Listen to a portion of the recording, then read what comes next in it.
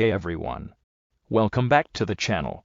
Today we're talking about a fascinating coin, the 2000-piece Sacagawea dollar. You might have one lying around. But do you know its hidden value?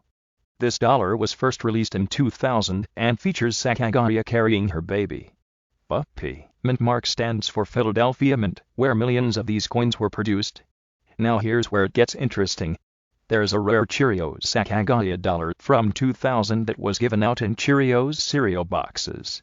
These have extra detail on the eagle's tail feathers, and if you have one, it could be worth over $5,000.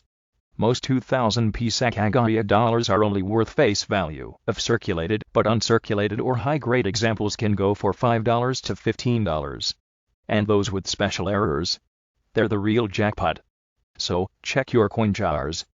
You might be holding a treasure without even knowing it.